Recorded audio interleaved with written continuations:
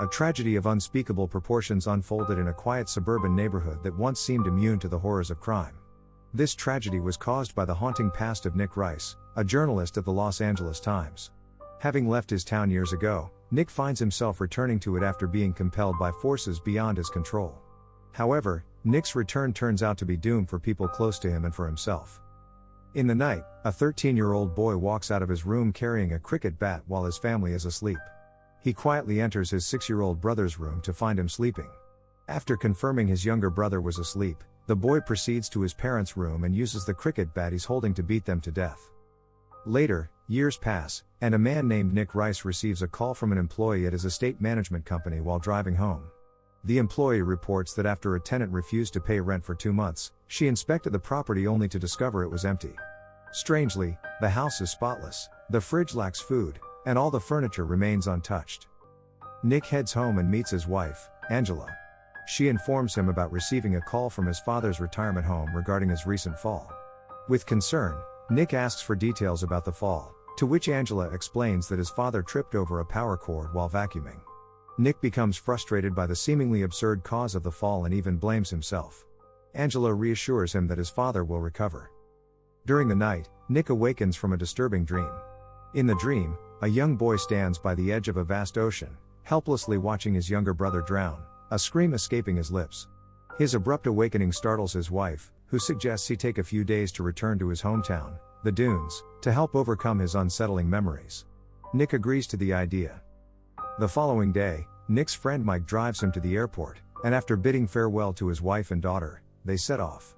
During the car ride, Mike inquires if Nick plans to sell the house. Affirming his intentions, Nick acknowledges his plans, prompting Mike to offer words of encouragement, assuring him that everything will work out. Mike and Nick share a farewell embrace at the airport before parting ways. On board the plane, Nick seeks solace in alcohol, attempting to escape the persistent haunting dream. This time, the dream takes a slightly different form. A mother and her 2 sons stand by the vast ocean. Lost in her alcohol consumption, the mother drifts away from her children, allowing the younger son to venture into the ocean unknown to his brother. Upon landing, Nick drives a rental car to his countryside home. Exiting the car, he surveys the surroundings, finding nothing amiss before going to the retirement home where his father resides. The following day, Nick heads to the local supermarket.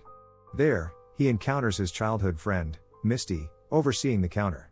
They exchange greetings and catch up.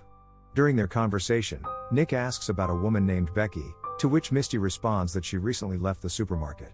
After completing his shopping, Nick bids Misty farewell, requesting that she convey his regards to Becky. Days later, Nick is engrossed in the kitchen, preparing a meal, and about to commence his work on the laptop when a knock at the door interrupts him. Answering the door, Nick is greeted by a middle-aged man seeking assistance. The man explains that his car has refused to start after a fishing trip in the area. Apologizing for the disturbance, he requests Nick's aid in jump-starting his vehicle using jumper cables. Nick agrees to help and quickly gets the car running again. The man introduces himself as Nighty during their interaction. After the car starts, Nighty expresses gratitude and requests to wash his hands at Nick's place while the car gains some charge. Nick obliges, and as Nighty cleans up, he uses his bare hand to grab noodles from the pot. Amused by the gesture, Nick offers to share the meal, and they eat together. During their conversation, Nighty discusses his life story. He reveals that he was adopted at birth by his parents in Kane, and his foster parents operate a charter company focused on tours to the Great Barrier Reef. Nighty's role involves overseeing spearfishing tours, a job he enjoys for the thrill of pursuing prey and exerting control over another's life. Nighty's curiosity turns towards Nick's occupation, and he learns that Nick is a journalist at the LA Times. He then inquires about Nick's path into writing. Nick recalls his high school days when he wrote a story about a fellow student who committed a horrific crime, beating his parents to death with a cricket bat. Nighty wonders if Nick's story contributed to the student's conviction, but Nick clarifies that the outcome resulted from the student's actions. Nick subtly hints at his need to work as the conversation winds down. However, Nighty is not deterred, mentioning that he wants to show Nick something and retrieves a bottle of whiskey from his car. Initially declining Nighty's offer to drink, Nick eventually succumbs to Nighty's persistent persuasion and agrees to share a cup. However, the single cup quickly multiplies into several as the night unfolds. Amidst the shared drinks, Nick queries him about returning to Kane. Nighty expresses his fondness for his new locality due to its sense of freedom, likening it to solitude where it's just him, the ocean, and what he oddly refers to as prey. While this raises a hint of suspicion for Nick, they both share a laugh and dismiss it. During the night, Nick's dreams draw him to the vast ocean. Standing at the edge, ready to dive in, he's haunted by visions of the young boy who once stood there, sorrowfully witnessing his younger brother's drowning. As Nick dives into the ocean, he is awakened abruptly by banging pans ringing in his ears. To his surprise, Nick enters the kitchen and finds Nighty in shorts, cooking eggs on his gas. Expressing his astonishment at Nighty's continued presence, Nick learns that Nighty's drunkenness led to his prolonged stay. Following their breakfast, Nighty eventually departs, allowing Nick to focus on his work. Observing the state of his garden, Nick decides to visit a gardening company to address the issue. The gardener arrives at his house an hour later, and together, they head to the garden. When Nick explains his garden-related plans to the gardener reveals a more extensive need for the garden's restoration, citing the presence of negative energy. Struggling to grasp the gardener's implications, Nick insists that he simply wants the garden cleared to sell the house. However, the gardener refuses to work on the garden, citing the unsettling energy that surrounds it. He advises Nick to sell the house as is, explaining that he cannot perform the required work due to the perceived negative energy. Nick heads to the supermarket after the gardener's departure to purchase milk. While there, he encounters Becky, and they share greetings. Nick assures her he'll be in touch before leaving with the milk. The next day, there's a knock on Nick's door, and it's Becky holding a wine bottle. During their conversation over drinks, Nick explains why he returned to the town. He explains that he sought solace from work-related stress and his wife's unexpected pregnancy, which left him unprepared for fatherhood. He confesses that he turned to excessive drinking during this challenging time. When his wife gave birth, she grappled with postnatal depression, compounding their difficulties. With these issues, Nick decided to take a break and return to his hometown. Becky questions why he left without informing her, prompting Nick to share his feelings. Nick admits his deep affection for her, but when he received the job offer from the LA Times, and she expressed reluctance to join him, he felt trapped. Not knowing how to end the relationship, he left without a proper breakup. A few minutes later, Nick asks Becky if she notices an unpleasant smell. Becky acknowledges catching a whiff of something foul upon entering the house but assumed it was a sewage issue, thus, she didn't mention it earlier. While they explore the house in search of the source of the odor, Becky points out an unusual sight in the garden. As they draw closer, they're horrified to discover a human foot protruding from the ground. Both react with shock, and Nick immediately contacts the authorities. When the officers asked if he recognizes the deceased, Nick clarifies that he isn't responsible for the property's upkeep, and the previous tenant left the premises 2 weeks ago. The officers speculate that the renter might be the deceased individual in the garden. They caution Nick not to leave the town as they intend to conduct further questioning for him and Becky.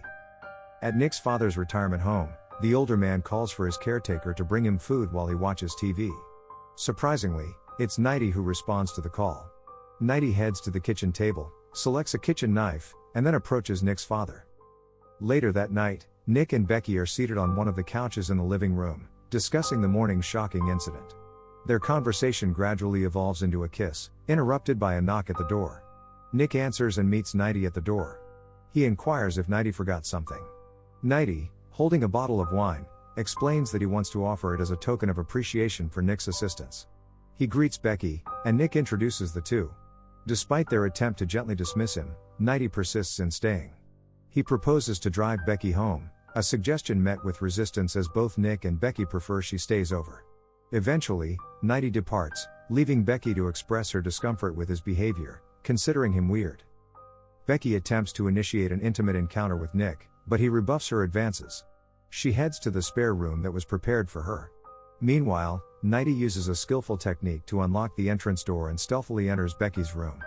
After intimacy with her, Nighty takes her life by snapping her neck.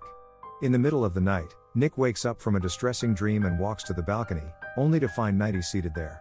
Nighty apologizes for his frequent intrusions and expresses a desire to talk for a brief period. He admits he wasn't truthful and confesses that they have a history. Nighty reveals that his parents abused his older brother starting at age 6, and the night before his 6th birthday, his brother beat their parents to death with a cricket bat to spare him from experiencing the same torment. Nick realizes Nighty is the younger brother of the student he wrote about in high school. Nighty accuses Nick of causing his brother's imprisonment, and Nick explains that he had no choice but to write the story when his brother confided in him. Nighty reveals that his brother took his life in prison, shocking Nick. Nighty continues blaming Nicky for his brother's demise, but Nick stands firm, asserting that he acted correctly by sharing the truth.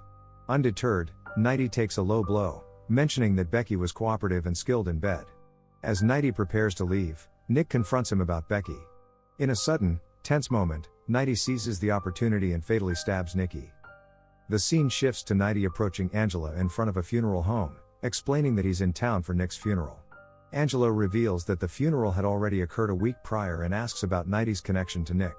Nighty introduces himself as Will Knight and claims they were spearfishing friends. Surprised by Nick's fishing interests, Angela mentions that he never shared that with her. Nighty shifts the conversation to the funeral home's aesthetics. Angela informs him that Nick's younger brother's service was also held there and shares that Nick always blamed himself for his brother's death. As Angela prepares to leave, Nighty suggests having lunch together to learn more about Nick and his brother. Angela agrees, and during the drive, she recounts the tragic incident. Nick was 9 years old then, and his younger brother was a few years younger. They were playing at a surf beach with their drunkard mother, who left her second son under Nick's care while she fetched another bottle of alcohol. However, Nick became distracted, and his brother wandered to the water's edge, ultimately being swept away by the ocean. If you enjoyed the video, make sure you smash that like button, leave a comment, subscribe, and turn on notifications to help the channel. Thank you for watching, and see you in the next video.